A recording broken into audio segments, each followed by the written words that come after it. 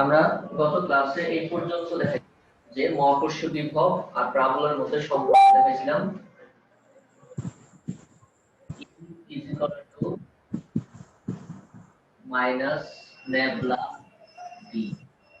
মহাকর্ষীয় বিভব এবং প্রাবল্যের মধ্যে একটা সম্পর্ক ছিল E = মাইনাস নেবলা V এবং এখানে মূলত আমরা চাইলে এটা লিখতে পারি সেটা হচ্ছে E = মাইনাস নেবলা মানে আমরা সবাই ভেক্টর করে আসছি এখানে ডেল ডেল ডেল প্লাস কে ডেল ডেল জেড। একজনের মাইক চলতেছে, মাইক অফ করো।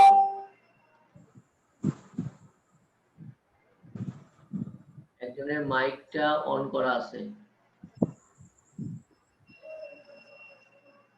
ইটির মাইকটা অন করা ছিল।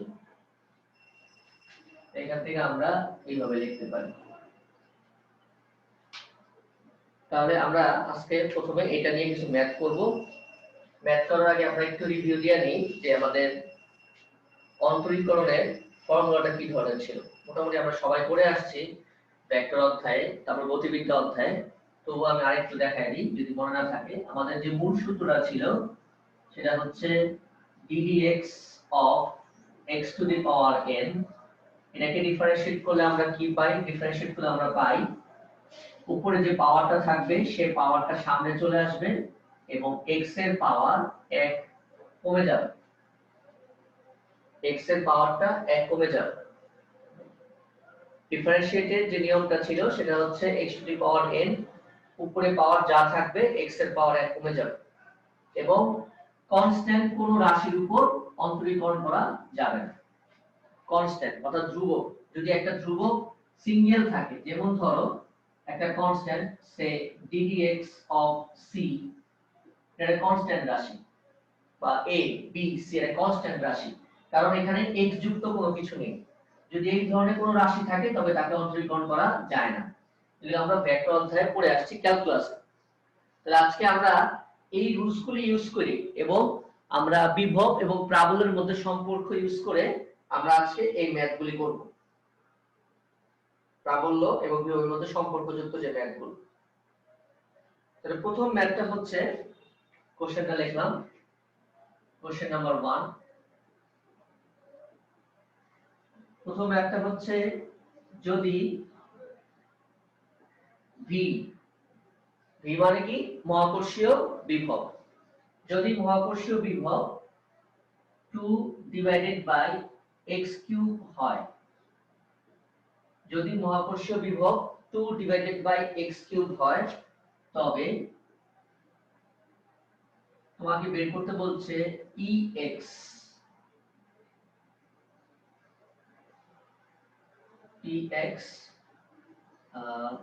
তবে ex এর মান নির্ণয় করো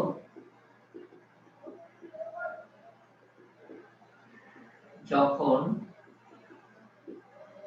x = 6। কোশ্চেনটা সবাই উঠাও, আগে কোশ্চেনটা উঠাও। জি স্যার, উঠাইছি। সবাই উঠানে।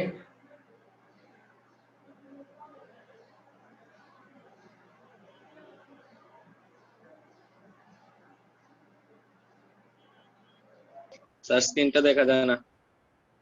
স্ক্রিন দেখা যায় না? আরে ক্লিক করছো তুমি, স্ক্রিন দেখা যায় না। তুমি স্ক্রিনের মধ্যে ক্লিক করো, কার দেখবে।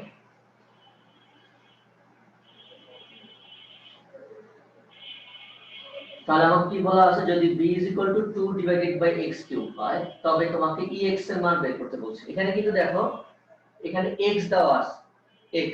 তা যদি শুধু x দেওয়া থাকে তখন কিন্তু আমাকে অন্তরীকরণ করতে হবে শুধু x এর সাপেক্ষে, তখন আর y আর z এগুলোর সাপেক্ষে অন্তরীকরণ করার প্রয়োজন নেই। তোমাকে প্রশ্নে যেভাবে থাকবে উত্তরটা ঠিক ওইভাবেই করতে হবে। তোমাকে প্রশ্নে যেহেতু দেওয়া আছে কি যে v = 2/x³, তাহলে তোমাকে বের করতে বলছে ex এর মান যখন x এর মান 6। x এর মান 6 কিন্তু প্রথমে বসাই দিও না, তাহলে কিন্তু অঙ্ক শেষ। প্রথমে তোমাকে অন্তরীকরণ করতে হবে। তো অন্তরীকরণ করার আগে অবশ্যই খেয়াল করতে হবে তোমাকে v এর যে ফাংশনটা দেওয়া আছে অর্থাৎ বিভব, এটা কার ফাংশন? এখানে ফাংশনটা হচ্ছে কার? x এর ফাংশন। তো যদি x এর ফাংশন থাকে তার মানে অবশ্যই এটাকে x এর সাপেক্ষে অন্তরীকরণ করতে হবে। তাহলে সুতরাং ex is equal to minus dv dx, যেহেতু শুধু x এর ফাংশন, x এর সাপেক্ষে অন্তরীকরণ করলাম আমরা আস্তে আস্তে দেখব। ddx তাহলে v এর মান আসে দেওয়া আছে হচ্ছে 2 divided by x cube, এই মাইনাস এই মাইনাসে হচ্ছে plus ddx of 2 divided by x cube, 2টা কনস্ট্যান্ট, 2টাকে আমরা বাইরে নিয়ে এসে পড়ি। স্যার একটা কোশ্চেন ছিল। হ্যাঁ বলো। স্যার এখানে আপনি তো ভি এর মান মাইনাস বসাননি, ওখানে কেন বসাইছেন? ও সরি আমি এটা খেয়াল করিনি, এটা আমি ভুল করছি। বসে এটা আমি ভুল করছি, থ্যাংক ইউ, আমি ভুল করছি, আমি এখানে ভুল করে মাইনাস বসে ফেলেছি। ঠিক আছে, আচ্ছা তাহলে আমরা কি বলবো? প্রথমে 2টাকে বাইরে নিয়ে আসবো, 2টাকে বাইরে নিয়ে আসি। 2টাকে বাইরে নিয়ে আসলে ddx of 1 by x cube, ddx of 1 by x cube,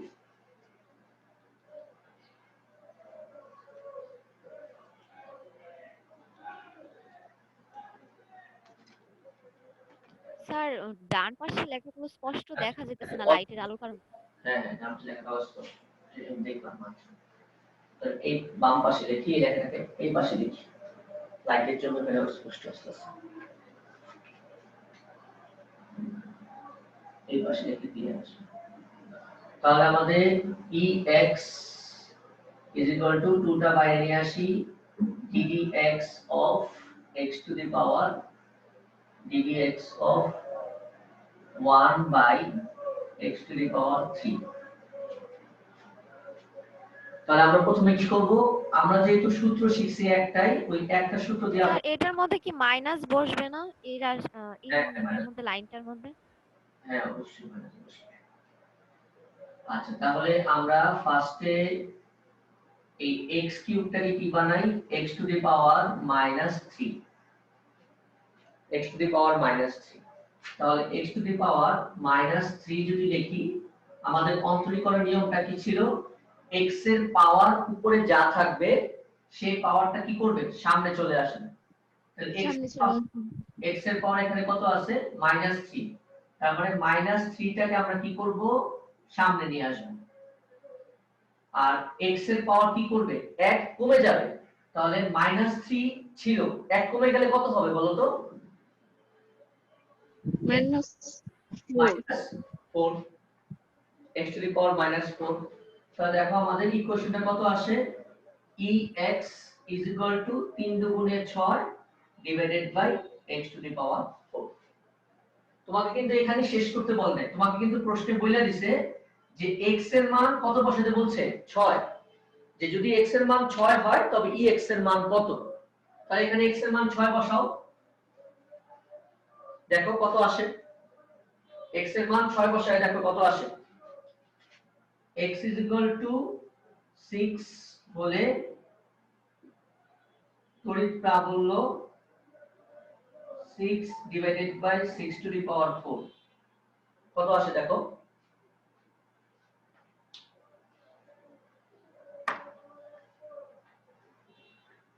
কত আসে মানটা?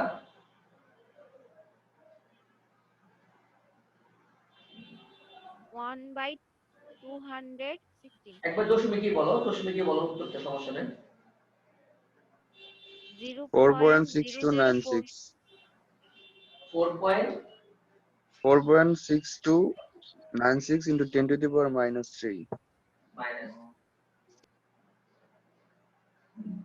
10 to the power -3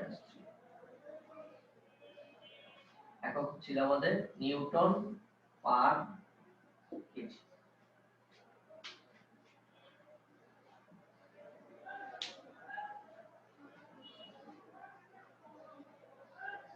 শোয়েব কি লিংক পায় নাই? শোয়েবকে লিংকটা দাও। শোয়েব কি গ্রুপে লিংক পায় না বুঝছেন? আচ্ছা, তাহলে এটা গেল আমাদের প্রথম প্রশ্নটা, উঠায় নাও। এটা গেল সহজ একদম। এরপর আমরা একটু কঠিনের দিকে যাই। অর্থাৎ আমাদের এবার এবার প্রশ্নটা দেখো, তিনটা দিয়ে এবার যদি আমাদের x y z তিনটা মানই দেওয়া থাকে প্রশ্নে, মানে তিনটারই ফাংশন হয়। b is equal to x square plus y plus z cube। b এর মান দেওয়া আছে x square plus y plus z cube, এবং তোমাকে বের করতে বলছে তড়িৎ প্রাবল্য বের করবা। কোথায় বের করবা? স্থানাঙ্ক হচ্ছে ধরো 1 1 2 তে। এবার কিন্তু তোমার বিভবের যে ফাংশনটা, সেই ফাংশনটা কিন্তু x y z তিনটারই ফাংশন। অর্থাৎ এই ধরনের যদি প্রশ্ন করে তিনটা ফাংশন যদি দেওয়া থাকে প্রশ্নে, তবে তুমি কিন্তু ওই ন্যাবলা দিয়ে, অর্থাৎ আমরা ভেক্টর অধ্যায়ে যে গ্রেডিয়েন্ট করছিলাম ওই গ্রেডিয়েন্টের নিয়মে আমরা এটাকে সলভ করব। মনে রাখবা যখন x y z তিনটাতেই ফাংশন দেওয়া থাকবে, তখন কিন্তু তোমাকে ddx দিয়ে করা যাবে না, তখন করতে হবে কি ন্যাবলা দিয়ে। একটু প্রশ্নে মনে রাখতে হবে ভালো করে। তাহলে যেহেতু এখানে ভটা বিভবটা x y z তিনটারই ফাংশন, তাহলে আমরা কি জানি? আমরা জানি যে তড়িৎ প্রাবল্য E is equal to minus nabla V, minus nabla V। তাহলে আমাদের nabla মানে হচ্ছে I del x j del y plus k del z, R v হচ্ছে x square plus y plus z cube, x square plus y plus z cube।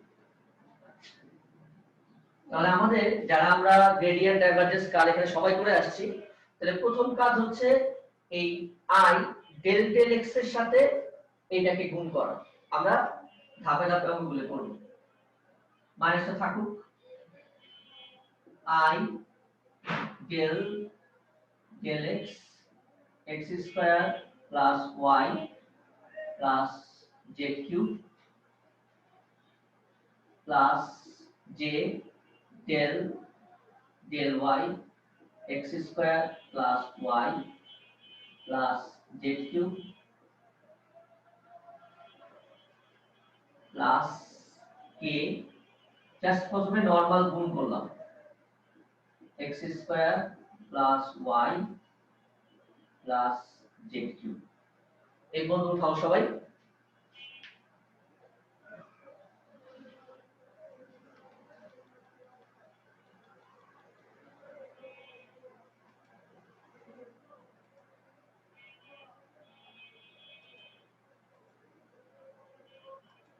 এই বন্ধ উঠানো শেষ করো। স্যার টুসি। আচ্ছা,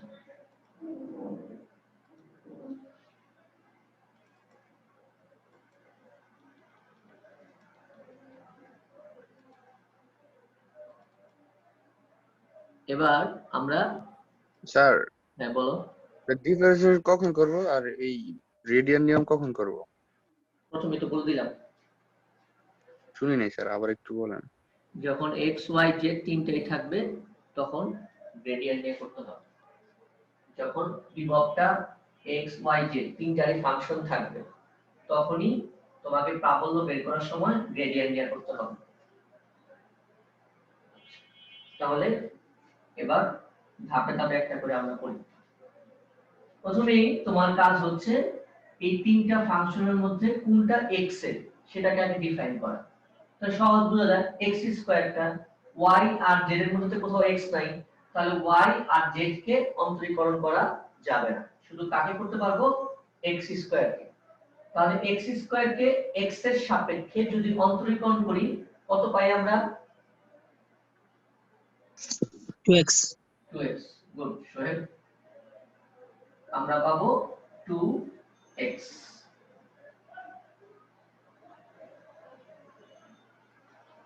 2x বাকিগুলো সব 0 আচ্ছা প্লাস জি এখানে x square y z cube এর মধ্যে শুধু y আছে তো y এর সাপেক্ষে y কি করব y এর সাপেক্ষে y কে করলে আমরা জানি আসে হচ্ছে 1 বাকিগুলো সব 0 নিচেরটা দেখো এখানে কি আছে z কিউব তো z কিউব কে অন্তরীকরণ করলে কি পাবো 2z square 3z square 3z square কারণ 3 সামনে চলে আসবে আর z এর পাওয়ার 1 কমে যাবে তো এটাই হচ্ছে তোমার প্রাবল্যের ইকুয়েশনটা তাহলে সুতরাং প্রাবল্য E সুতরাং প্রাবল্য E is equal to minus 2xi plus j plus 3z square k এই বন্ধ উঠাও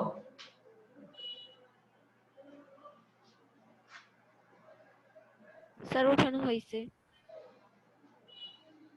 আমার কিন্তু এখানে শেষ করলে হবে না আমাকে কি করতে বলছে ই বের করতে বলছে ই কিন্তু আমি কিন্তু বের করছি ভেক্টর ই তার মানে প্রথমে আমি কি করব এই যে 112 112 টা আসলে কার ভ্যালু 112 টা হচ্ছে x y আর z এর ভ্যালু x এর ভ্যালু 1 y এর ভ্যালু 1 z এর ভ্যালু 2 তাহলে আমার যে সমীকরণের মধ্যে দেখো আমার সমীকরণের মধ্যে কিন্তু y মিসিং মানে y আউট হয়ে গেছে তাহলে y এর মান বসানোর কোনো দরকার নেই শুধু আমি কার মান বসাবো x এর মান বসাবো আর z এর মান বসাবো শুধু x এর মান বসাবো আর z এর মান বসাবো আর y এর যেহেতু নাই তাহলে এখানে y বসানোর কোনো সুযোগ নাই আচ্ছা তাহলে আমরা এবার ভ্যালুটা বসাই প্রথমে স্যার এটা বের করছি আনসারটা।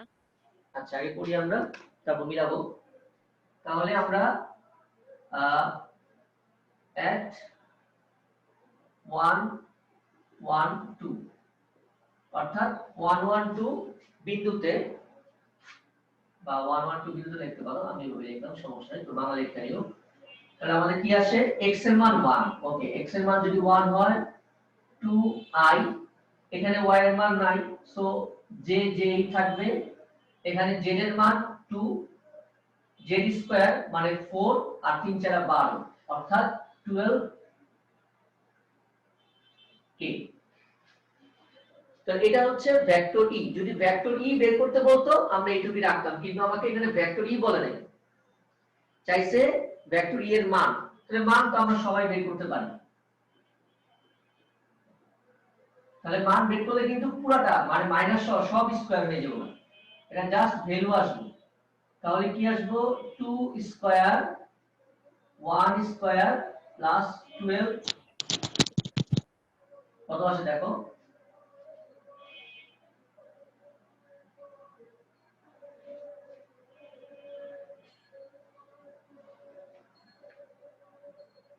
কত আসে ভ্যালুটা 12.20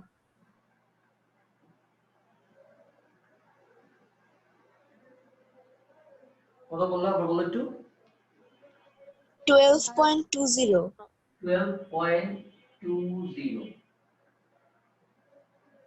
নিউটন পার কেজি 12.20 নিউটন পার কেজি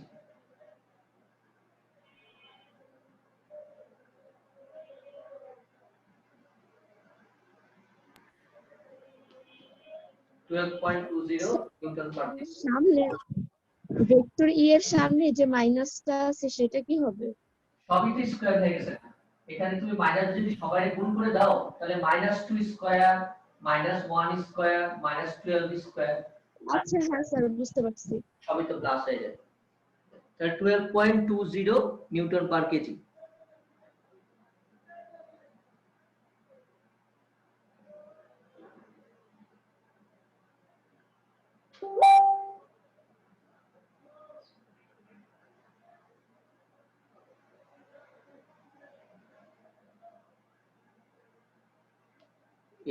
ইয়েকে মৌনতাকে কি লিংকটা দাও তো, জুমের লিংকটা, গ্রুপের লিংক না, জুমের লিংকটা দাও। মৌনতাকে কেউ জুমের লিংকটা দাও, ও জুমের লিংক পাইতেছে না খুঁজছে।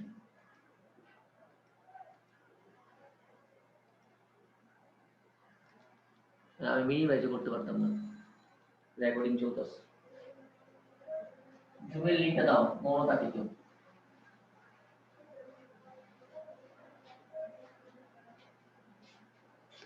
যারা গ্রুপে আছো, যে কোনো একজন যার সাথে মাহজাবিন মৌনতার লিংক আছে তাকে একটু জুমের লিংকটা দাও, গ্রুপের লিংকটা না, জুমের লিংকটা দাও।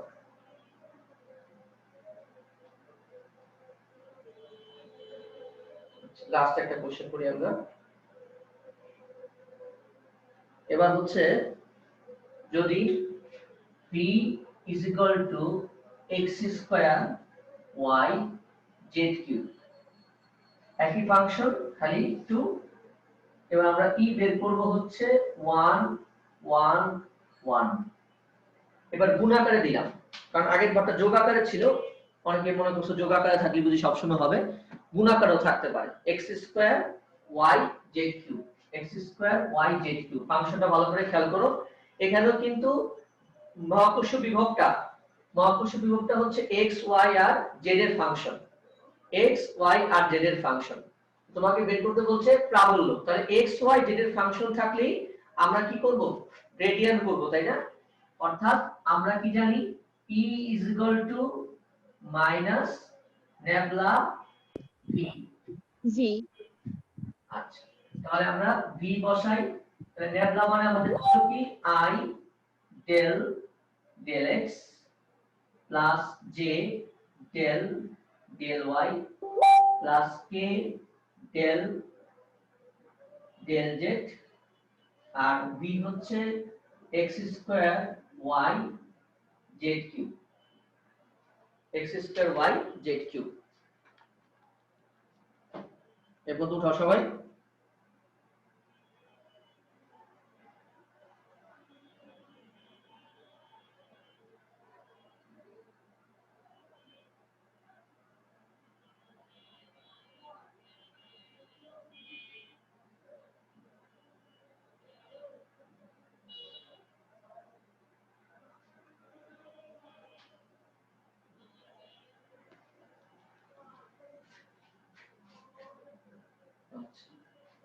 তাহলে আমরা প্রথমে কি করব, প্রথমে আমরা ডেল ডেল x দিয়ে আগের মতোই শুধু এইটাকে অন্তরীকরণ করব।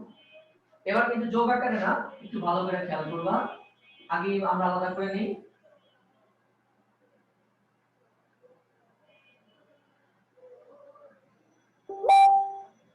Del del x x square y z cube plus j del del y x square y z cube plus k del del z x square y z cube। অনেকে class করো না, এই জন্য তাদেরকে গ্রুপ থেকে রিমুভ দেওয়া হয়েছে, এই জন্য তারা ক্লাসে লিংক করে খুঁজে পাচ্ছে না, তাদের জন্য এটা ঠিক আছে।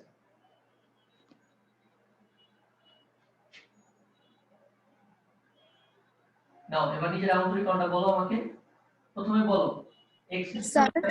বলো স্যার, মৌনতা বলেছে যে এফবি তে রিকোয়েস্ট অ্যাকসেপ্ট করতে। হ্যাঁ করছি ওকে বলো করছি। i del del x x square y z cube, তাহলে এখানে x স্কয়ার y z কিউবের মধ্যে শুধু কাকে অন্তরীকরণ করা যাবে, x কে। x কে। তাহলে x স্কয়ার কে অন্তরীকরণ করলে কি পাওয়া যাবে, 2x। x স্কয়ার এর উপরে পাওয়া যাবে 2x, তাহলে কি আসবে, আর এখানে কিন্তু y z কিউব, একটু ভালো করে খেয়াল করো যারা আমরা অন্তরীকরণ ভুলে গেছি, y z কিউব এগুলো কিন্তু গুণাকারে আছে।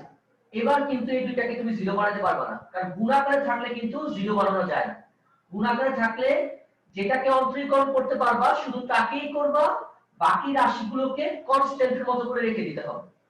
অর্থাৎ y z কিউব তোমার ইকুয়েশনে থেকে যাবে, শুধু যেহেতু x স্কয়ার কে অন্তরীকরণ করতেছো, তার মানে x স্কয়ার কে অন্তরীকরণ করলে পাবো 2x y Z cube 2xy Z cube ওকে প্লাস এবার বলো এখানে কাকে অন্তরীকরণ করতে পারবো y কে অন্তরীকরণ করতে পারবো তো y কে অন্তরীকরণ করলে কি পাবো আমি 1 1 আর x স্কয়ার z কিউব ইকুয়েশনে থেকে যাবে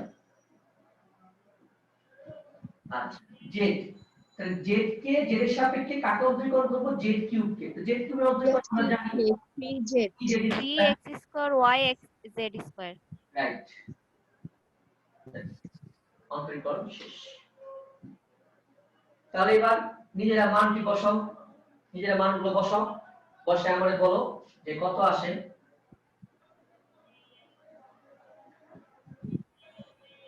মানগুলো বসাও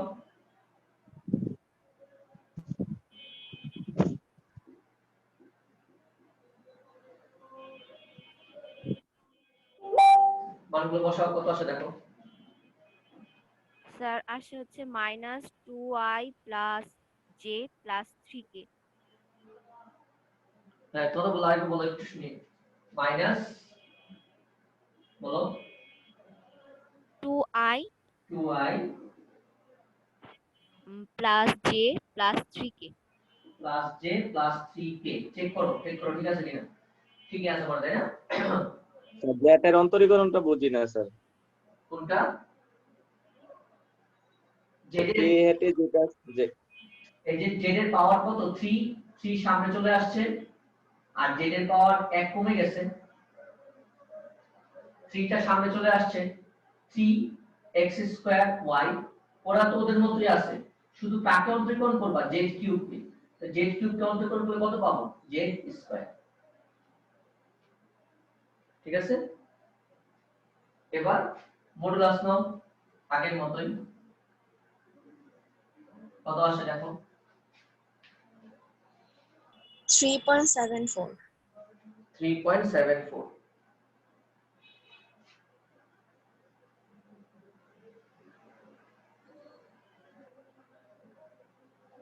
3.74 নিউটন পার কেজি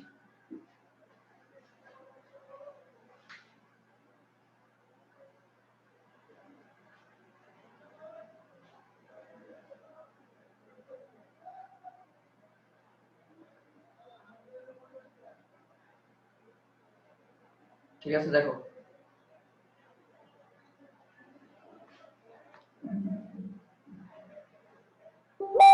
হ্যাঁ পিঙ্কি তোমাকে রিমুভ করে দিছি আরেকটা যে রিজন ছিল ওই রিজনের কার রিমুভ করছি তুমি নিজে দেখো ওকে তাহলে এটা হচ্ছে আমাদের মহাকর্ষীয় প্রাবল্য আর বিভবের মধ্যে যে অঙ্কগুলো আচ্ছা তাহলে এবার আমরা মহাকর্ষীয় প্রাবল্য বের করব আমরা তো দেখলাম যে মহাকর্ষীয় প্রাবল্য যখন রাশিমালাটা আমরা নির্ণয় করছি একদম প্রথম থেকে বলে আসছি আমরা কিন্তু একটা বিন্দু ভরের জন্য অর্থাৎ এই যে গুরুভার বস্তুটাকে আমরা একটা পয়েন্ট মাস হিসেবে কল্পনা করছি সেটা কিন্তু প্র্যাকটিক্যালি কখনো হবে না তাহলে প্র্যাকটিক্যালি আমরা যে জিনিসগুলো পাবো সেটার উপর আমরা দুইটা एग्जांपल করব প্রথম एग्जांपलটা হচ্ছে একটা ফাঁপা বা যেটাকে বলে একটা ফাঁকা গোলক একটা ফাঁকা গোলক মানে যে এই গোলকটার বাইরের পৃষ্ঠে মানে এই জায়গাতে মাস থাকবে এই জায়গাগুলোতে মাস থাকবে মানে ভর থাকবে এই জায়গাতে তার পৃষ্ঠে ভর থাকবে আর ভিতরটা সম্পূর্ণ কি ফাঁকা ভিতরটা সম্পূর্ণভাবে ফাঁকা এই জায়গায় তোমার সমস্ত ভর থাকবে কোথায় পৃষ্ঠে সমস্ত ভর থাকবে এই পৃষ্ঠে এটা কি গোলক এটা একটা ফাঁকা গোলক যেটা আমাদের বইতে এই ধরনের গোলকগুলোর একটা আলাদা নাম আছে সেই নামটা হচ্ছে খোল বলা হয় এটাকে এই ধরনের জিনিসগুলোকে বলা হয় খোল বা যেটাকে বলা যায় খোলক খোল বা খোলক এটার ইংরেজি ওয়ার্ডটা হচ্ছে শেল SHELL শেল সাধারণত বন্দুকের যে বুলেট শেল, খোলকের বন্দুকের যে বুলেট আছে, বুলেটের যে আবরণটা অনেক সময় দেখবা সিনেমার মধ্যে বা সিআইডিতে দেখায় যে গুলি করার পর এই গুলির একটা অংশ পড়ে থাকে। গুলির মূল জিনিসটা কিন্তু যার শরীরে মারা হয় তার শরীরে ঢুকে যায়, আর আরেকটা অংশতে ভিতরে একটা আবরণ, বাইরের একটা আবরণ থাকে, সেই আবরণ দিয়ে কিন্তু তারা অনেক সময় খুনি ধরে, অনেক কিছু ডিটারমাইন করে। ওই যে বাইরের যে পার্টটা ওটা হচ্ছে খোলক, এই যে বাইরের যে পার্টটা এটা হচ্ছে খোলক বা শেল, বা এটার আরেকটা নাম হচ্ছে হলো স্ফিয়ার।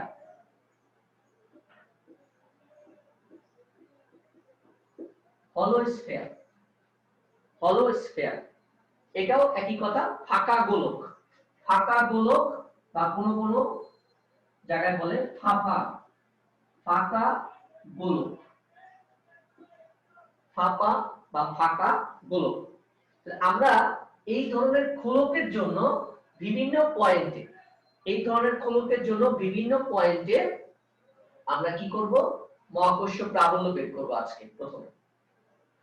তাহলে এখানে আমাদের একটা ল করতে হবে, এই লটা আসলে আমাদের বইতে নাই, আমি একটু বলে দেই কথাটা, মানে আমাদের ইন্টার লেভেলই নাই আসলে। এটাকে বলা হয় গস ল বা গসের সূত্র, বা অনেকে বলে গাউসের সূত্র, উচ্চারণটা এরকম। এটাকে বলা হয় গসেস ল ফর গ্র্যাভিটেশন, অর্থাৎ মহাকর্ষের জন্য গাউসের সূত্র। আমাদের ইন্টার লেভেলে বা আমাদের বাংলা মিডিয়ামে যে আমরা পড়াশোনা করি, আমাদের যে গাউসের সূত্র আছে শুধুমাত্র স্থির তড়িতে চার্জের জন্য গাউসের একটা ফর্মুলা আছে। ওই গাউস বা ওই গসই গ্র্যাভিটেশনের জন্য একটা ফর্মুলা দেয়, যেটা আমাদের ইন্টার লেভেলের বইতে নাই। তো এই কনসেপ্টটা আমি বলে দিই, আমার ল দরকার নাই, কিন্তু কনসেপ্টটা মাথায় রাখলে হবে।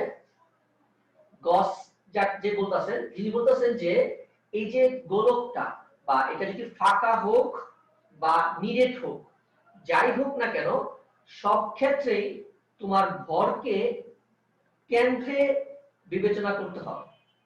এটা কিন্তু সেন্টার অফ মাসের কনসেপ্ট না, আমরা একটা সেন্টার অফ মাসের ক্লাস করাবো, ভার কেন্দ্রের ক্লাস, এটা এক্সট্রা ক্লাস হবে।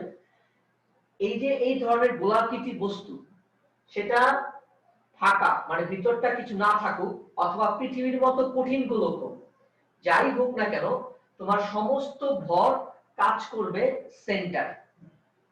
সমস্ত ভর কোথায় কাজ করবে? পৃষ্ঠে কাজ করবে।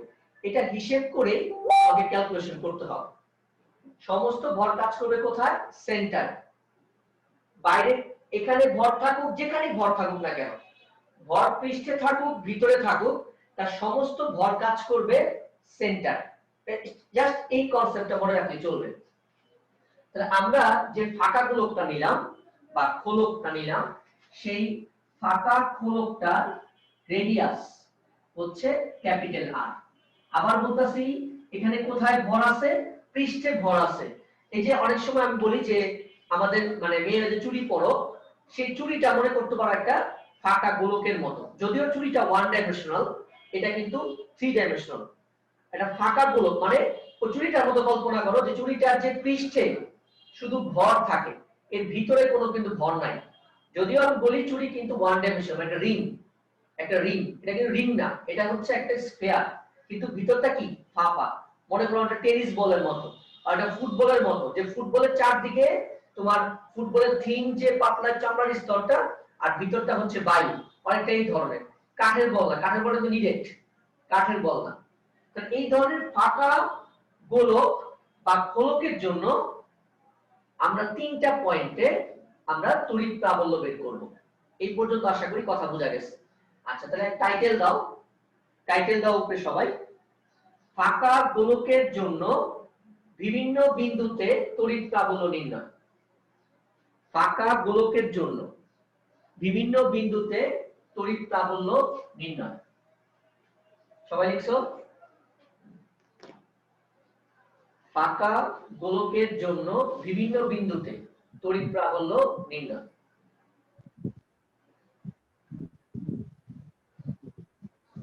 দেখা হয়েছে?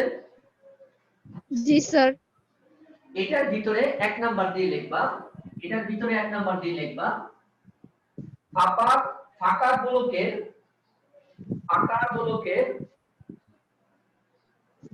গোলকের বাইরের কোনো বিন্দুতে, কোন কোন বইতে ফাঁকা গোলকটাকে ফাঁপা বলে, ফাঁপা। ফাঁকা গোলকের বাইরের কোন বিন্দুতে, অর্থাৎ বাইরের কোন বিন্দুতে আমরা প্রথমে প্রাবল্য বের করব। এক নাম্বার কি লিখবা?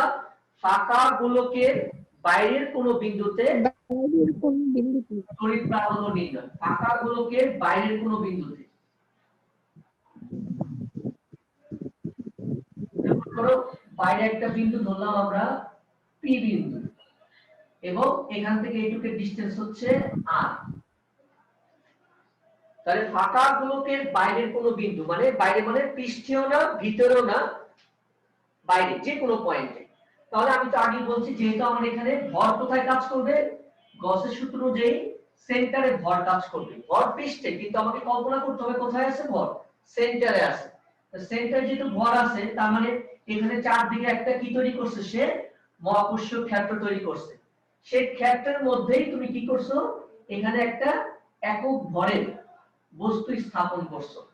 একক ভরের একটা বস্তু স্থাপন করছো, সেখানে তুমি একক ভরের একটা বস্তু স্থাপন করছো, এবং ওই একক ভরের বস্তুর উপর তোমার মহাকর্ষীয় প্রাবল্য কত। তাহলে মহাকর্ষীয় প্রাবল্যের তো সূত্র আমরা জানি। আমাদের সূত্র কি ছিল? E is equal to Gm divided by R square. E is equal to Gm divided by R square. আর মানে কি, এখান থেকে এইটুকের ডিসটেন্স কত ধরছি আমরা, small r square, small r square. এভাবে বলছিলাম যে আমাদের কিন্তু মহাকর্ষীয় প্রাবল্য অ্যাকচুয়ালি কি একটা নেগেটিভ সাইন আছে, তাই না? আমাদের এইখানে আমরা নেগেটিভ সাইন দিয়ে প্রকাশ করব, কারণ আমার দরকার আছে, এখানে আমার এই কোশ্চেনের দরকার পড়বে, এজন্য আমি আগেই বললাম। আর কেন নেগেটিভ সাইন, কেন নেগেটিভ সাইন? কারণ আর ব্যাসার্ধ ভেক্টর বা ব্যাসার্ধ, এটা কাজ করে সেন্টার থেকে বাইরের দিকে, আর কাজ করে সেন্টার থেকে বাইরের দিকে। আর মহাকর্ষীয় প্রাবল্যের ডিরেকশন কিন্তু সর্বদাই সেন্টারের দিকে, কারণ সেন্টারে কি আছে তোমার, সেই গুরুভার বস্তুটা আছে। সেন্টারে কে থাকবে, গুরুভার বস্তুটা থাকবে। গুরুভার বস্তুটা যেই দিকে থাকবে, মহাকর্ষীয় প্রাবল্য কিন্তু ওই ডিরেকশন বরাবর কাজ করবে। গুরুভার বস্তুটা যেই দিকে থাকবে, ওই ডিরেকশন বরাবর কিন্তু মহাকর্ষীয় প্রাবল্যটা কাজ করবে বা ক্রিয়া করবে। আর আর কিন্তু সব সময় সেন্টার থেকে কোন দিকে থাকবে, বাইরের দিকে থাকবে। আর সব সময় সেন্টার থেকে বাইরের দিকে থাকবে। আর সর্বদাই কই থাকবে, সেন্টার থেকে বাইরের দিকে থাকবে। এই জন্য মনে রাখবা, মহাকর্ষীয় প্রাবল্যের ইকুয়েশনের মধ্যে কিন্তু একটা নেগেটিভ সাইন আছে। এটা আমি এখানে দিয়ে রাখি, বইয়ে কিন্তু কোথাও পাইবা না, আগে বলে দেই। আর অঙ্কের জন্য এটার কোনো ভ্যালু নাই, কিন্তু আমার যে থিওরি, এই থিওরিতে এই জিনিসটা লাগবে, মাইনাসটা। এজন্য আমি আগে দিয়ে রাখলাম, বইয়ে কোথাও পাইবা না, আগে বলে রাখলাম। এটা শুধুমাত্র থিওরির জন্য লাগবে, ম্যাথের জন্য এই মাইনাস কোনো কাজে লাগবে না। কথা ক্লিয়ার কিনা? দরকার হলে প্রয়োজন লিখে রাখো যে শুধুমাত্র থিওরির জন্য, একটা স্পেশাল থিওরির জন্য আমার এই মাইনাস সাইনটা ইউজ করতে হবে। কিন্তু অবশ্যই অবশ্যই প্রাবল্য এবং আর বিপরীতমুখী। প্রাবল্য কাজ করবে মহাকর্ষীয় ক্ষেত্রের দিকে, আর স্মল আর কাজ করবে মহাকর্ষীয় ক্ষেত্র থেকে বাইরের দিকে, মহাকর্ষীয় ক্ষেত্র থেকে বাইরের দিকে। তাহলে এটা এক নাম্বারটা চলে গেল। আচ্ছা, এবার 2 নাম্বার পয়েন্ট, চিত্র এটাই। 2 নাম্বার পয়েন্ট কি লিখবা, যে ফাঁকা গোলকের পৃষ্ঠে মহাকর্ষীয় প্রাবল্য নির্ণয়। ফাঁকা গোলকের পৃষ্ঠে মহাকর্ষীয় প্রাবল্য নির্ণয়। যারা কথা মিস করবা, প্রয়োজনে আবার গ্রুপে যে ভিডিও দেওয়া থাকবে সেখান থেকে দেখে নিবা নির্দিষ্ট সময়ের মধ্যে। এখন যেহেতু রোজার দিন, এজন্য ভিডিওটা টাইমটা একটু বাড়ানো থাকবে। এখন থেকে সকালের ক্লাসে যে ভিডিওগুলো, সেগুলো বিকাল 5টা পর্যন্ত থাকবে। বিকাল 5টার পর গ্রুপ থেকে রিমুভ হয়ে যাবে। আবার বলেন তো 2 নাম্বারটা। ফাঁকা গোলকের পৃষ্ঠের যে কোনো বিন্দুতে, ফাঁকা গোলকের পৃষ্ঠের যে কোনো বিন্দুতে, পৃষ্ঠে, এবার এই পৃষ্ঠে নিয়ে আসছি, ফাঁকা গোলকের পৃষ্ঠের যে কোনো বিন্দুতে, অর্থাৎ আমরা এবার এই বিন্দুতে একক ভরের বস্তু রাখছি। তাহলে এখানে তো প্রবলেম নাই কোনো, একদম ইজি। এখান থেকে এইটুকের ডিসটেন্স কত, ক্যাপিটাল আর, এই গোলকের ব্যাসার্ধের সমান।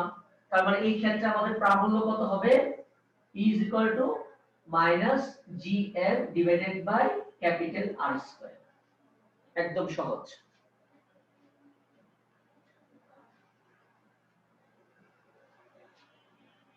হয়ে গেছে? আচ্ছা, এখন 3 নাম্বারটা লিখবা। 3 নাম্বার পয়েন্টটা দেখো, ফাঁকা গোলকের ভিতরের যে কোনো বিন্দুতে, ফাঁকা গোলকের ভিতরের যে কোনো বিন্দুতে, ফাঁকা গোলকের ভিতরের যে কোনো বিন্দুতে, এই থিওরিটা কিন্তু তুমি লেকচার বইতে পাইবা না, আগে বলতেছি। ফাঁকা গোলকের ভিতরের যে কোনো বিন্দুতে। আচ্ছা, এখন আমাদের লজিকে আসি। আচ্ছা, আগে আমি উত্তর বলি। ফাঁকা গোলকের ভিতরে কোনো বিন্দুতে কখনো প্রাবল্য পাওয়া যাবে না। কেন ব্যাখ্যা করব অবশ্যই। ফাঁকা গোলকের ভিতরে, ধরো এখানে তুমি একটা পয়েন্ট নিলা, মনে করো এটা নাম দিলাম এ পয়েন্ট দিলাম নাম, ভিতরে চলে আসছো তুমি, একটা একক ভরের বস্তুকে নিয়ে কোথায় চলে আসছো? ভিতরে চলে আসছো। এটা কিন্তু ফাঁকা গোলক, এটা কিন্তু ফাঁকা গোলক, ঠিক আছে? আচ্ছা, ভিতরে যেখানেই রাখো না কেন, ভিতরে তুমি যেখানেই রাখো না কেন, ভিতরের যে কোনো বিন্দুতে ফাঁকা গোলকের ক্ষেত্রে প্রাবল্য কত হবে? 0। কেন হবে সেটা ব্যাখ্যা করব আমরা এখন। আচ্ছা, এই পর্যন্ত দেখো। এখন কেন 0 তাহলে আমরা দেখি। আচ্ছা দেখো, এইখানে সব জায়গায় কিন্তু ভর আছে, তাই না? ধরো এই পয়েন্টটাকে আমি এইখানে নিলাম, জিনিসটা ভালো করে বুঝে নাও। এটা ব্যাখ্যা করতে হবে না কেন 0, কিন্তু তোমার জানা উচিত কেন 0 হয়। এটা বইতে নাই, তোমার অবশ্যই মনে রাখা উচিত। যদি আমি বলছিলাম হয়তো গ্র্যাভিটেশন পড়ার সময় বলছিলাম কিছু, অ্যাক্সিলারেশন পড়ার সময়। দেখো এই যে একক ভরের, এটা থেকে একক ভরের বস্তু, এই একক ভরের বস্তুটাকে এই যে খোলকটার পৃষ্ঠে যে ভর আছে, সে ভর তো এই একক ভরের বস্তুটাকে তাদের নিজেদের দিকে আকর্ষণ করবে, করবে না? অবশ্যই করবে। তার মানে এই আকর্ষণ বল কাজ করবে এইদিকে, এইদিকে, এইদিকে, এইদিকে, এইদিকে, এই চারদিকে কিন্তু আকর্ষণ বলগুলো কাজ করবে। কাজ করবে তো? অবশ্যই কাজ করবে। আচ্ছা,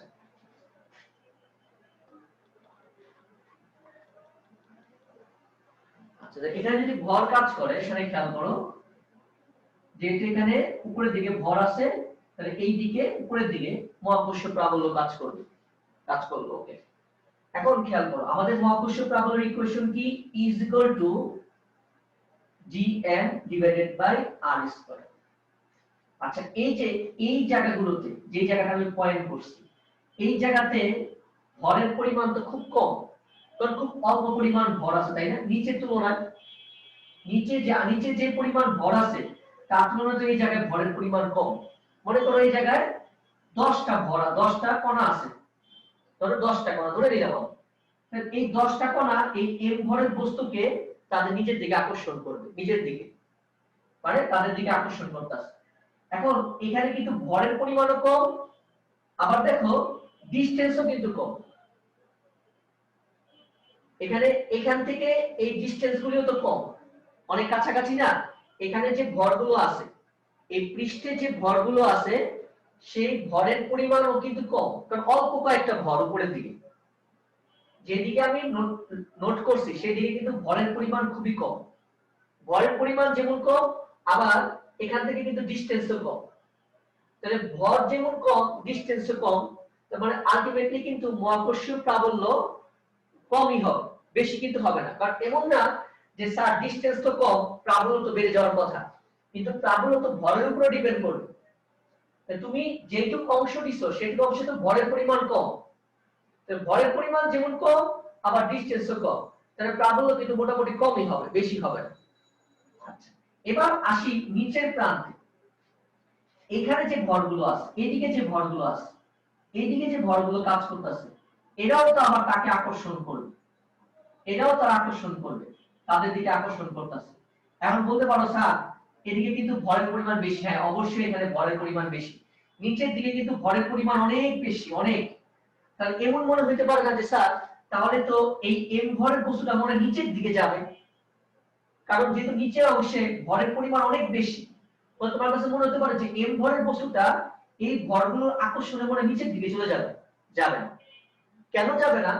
দেখো এখান থেকে এদিকে এখান থেকে এদিকে ডিসটেন্সও কিন্তু আবার বেশি,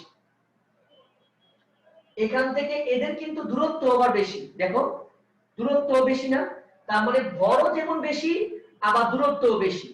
তাহলে আলটিমেটলি উপরে এবং নিচের দিকে মহাকর্ষীয় প্রাবল্যের মান এবং দিক সমান এবং বিপরীত কিন্তু হবে।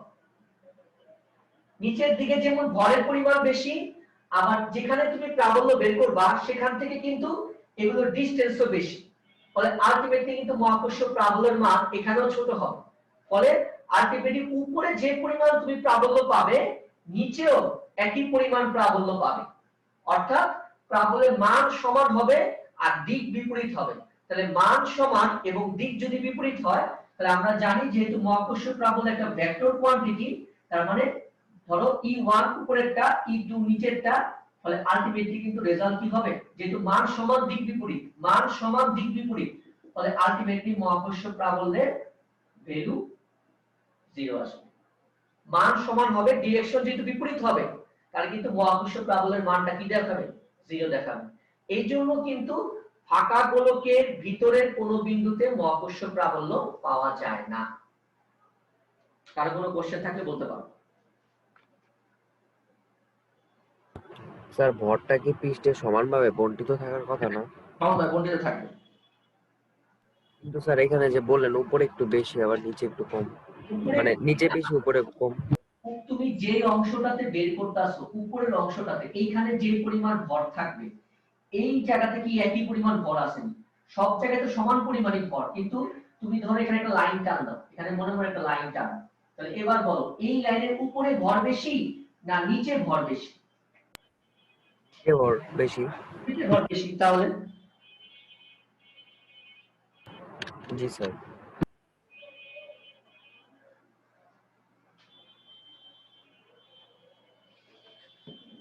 স্যার তাহলে কি আর এর মান মানে ছোট হলেও ই ছোট হবে, বড় হলেও ই ছোট হবে? কারণ ভর ভরের উপর ডিপেন্ড করে, তো উপরে দেখো ভরের পরিমাণ কম আরো কম, ফলে এর মান কি ছোট, আবার নিচে দেখো ভর বেশি আবার আরো তো বেশি, ফলে আলটিমেটলি তো রেশিও সেম থাকবে, আলটিমেটলি রেশিও সেম থাকবে।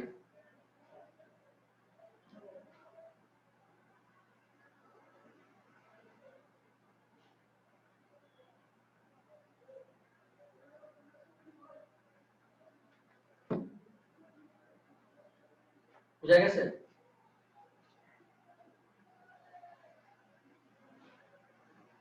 দেখো কথা বুঝা গেছে?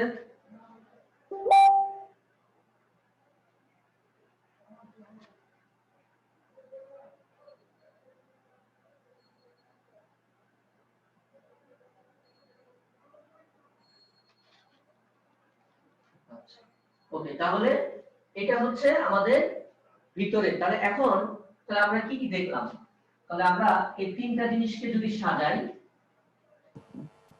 এই তিনটা জিনিসকে যদি সাজাই তার মানে যদি আমাদের স্মল আর, এক নাম্বার কি দেখলাম, যদি স্মল আর ক্যাপিটাল আর এর চেয়ে বড় হয়, অর্থাৎ এটা কি বোঝাচ্ছে আমাদের ফাঁকা গোলকের পৃষ্ঠের বাইরে, তাহলে পৃষ্ঠের বাইরে যদি কোনো বিন্দুতে মহাকর্ষীয় প্রাবল্য বের করতে বলে আমাদের সূত্র হবে gm divided by small R square. দুই নাম্বার যদি আমাকে পৃষ্ঠের প্রাবল্য বের করতে বলে তাহলে minus gm divided by capital R square. তিন নাম্বার যদি আমার পৃষ্ঠের ভিতরের কোনো বিন্দুতে অর্থাৎ আর এর মান যদি ক্যাপিটাল আর এর চেয়ে ছোট হয় তবে ওইখানে কোনো মহাকর্ষীয় প্রাবল্য পাওয়া যাবে না, ওইখানে কোনো মহাকর্ষীয় প্রাবল্য পাওয়া যাবে না। তিনটা পয়েন্ট লেখো। মাইক অফ করো, মাইক অফ করো প্লিজ। তোমার মাইকটা অন থাকলে সবার সামনে তোমার চেহারাটা চলে আসে বারবার, তোমার প্রোফাইলটা, তাহলে বারবার মানুষকে তোমার স্লাইড করতে হয় বোর্ড দেখার জন্য। যখন তুমি প্রশ্ন করবা তখনই শুধুমাত্র মাইকটা আনমিউট করে নিবে, বাকি সব সময় তোমার ভিডিও এবং মাইক দুইটাই মিউট করা থাকবে।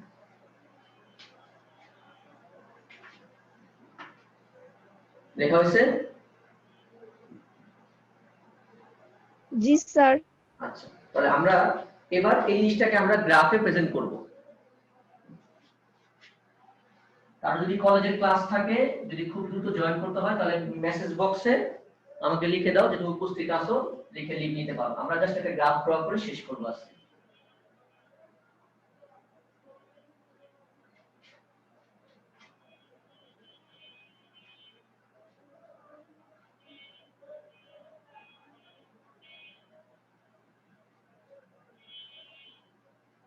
y অক্ষ বরাবর মহাকর্ষীয় প্রাবল্য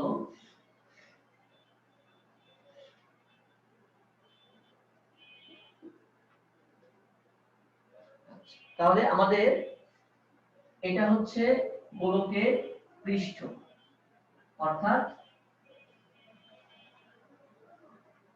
এই পর্যন্ত হচ্ছে r। দেখো তুমি কিন্তু মাত্র দেখাইছো যে তোমার যখন ভিতরে তুমি থাকবা, অর্থাৎ যখন ফাঁকা গোলকের ভিতরের কোন পয়েন্টে থাকবা, ফাঁকা গোলকের যখন ভিতরের কোন পয়েন্টে থাকবা, তখন তোমার কোনো মহাকর্ষ প্রাবল্য পাওয়া যাবে না। অর্থাৎ দেখো 0 থেকে r পর্যন্ত, 0 থেকে r পর্যন্ত কিন্তু কোনো মহাকর্ষ প্রাবল্য পাওয়া যাবে না। আচ্ছা, কারণ তুমি বলে দিছো যে যখন r এর মান ক্যাপিটাল R এর চেয়ে ছোট, তখন e এর মান কিন্তু 0। দেখো এখান থেকে এই পর্যন্ত কিন্তু তোমার ব্যাসার্ধের চেয়ে ছোট, অর্থাৎ এখানে তুমি কোনো প্রাবল্যের ভ্যালু পাইবা না। আচ্ছা, তাহলে তুমি পৃষ্ঠে পাইবা, এখানে পাইবা, এবং যখন তোমার স্মল r এর মান ক্যাপিটাল R এর চেয়ে বড় হবে, তখন তোমার প্রাবল্য হবে gm divided by r square. তার মানে gm divided by r square. এখন খেয়াল করো, gm divided by r square মানে কিসের গ্রাফ? এটা হচ্ছে y proportional to 1 by x স্কয়ারের গ্রাফ, মানে বর্গমূলের ব্যস্তানুপাতিক। তাহলে বর্গমূলের ব্যস্তানুপাতিকের গ্রাফ সবসময় মনে রাখবা কি ধরনের হয়, এই টাইপের হয়, মানে হ্রাস পাবে, কমে যাবে। বর্গমূলের ব্যস্তানুপাতিকের যে গ্রাফটা, এটা হচ্ছে এই টাইপের হবে। তাহলে আমাদের প্রাবল্য এটা তো হচ্ছে পৃষ্ঠ, তার মানে পৃষ্ঠ থেকে যত বাইরের দিকে যাব, পৃষ্ঠ থেকে যত বাইরের দিকে যাব, মহাকর্ষ প্রাবল্যের মান বর্গের ব্যস্তানুপাতিক হারে কমে যাবে। মহাকর্ষ প্রাবল্যের মান বর্গের ব্যস্তানুপাতিক হারে কমবে। তাহলে কিভাবে কমবে? এইভাবে কমবে। মহাকর্ষ প্রাবল্যের মান বর্গের ব্যস্তানুপাতিক হারে কমে যাবে, অর্থাৎ এই জায়গায় কি e proportional to 1 by r square. তাহলে কি বললাম, সেন্টার থেকে পৃষ্ঠ পর্যন্ত তুমি কোনো প্রাবল্য পাবে না, পৃষ্ঠ থেকে যত বাইরের দিকে যাবে প্রাবল্যের মান বর্গের ব্যস্তানুপাতিক হারে কমে যাবে। কারো কোনো কোশ্চেন থাকলে বলতে পারো। বর্গের ব্যস্তানুপাতিক হারে কমে যাবে। এটা কি পৃষ্ঠ থেকে গেছে? হ্যাঁ, পৃষ্ঠ থেকে।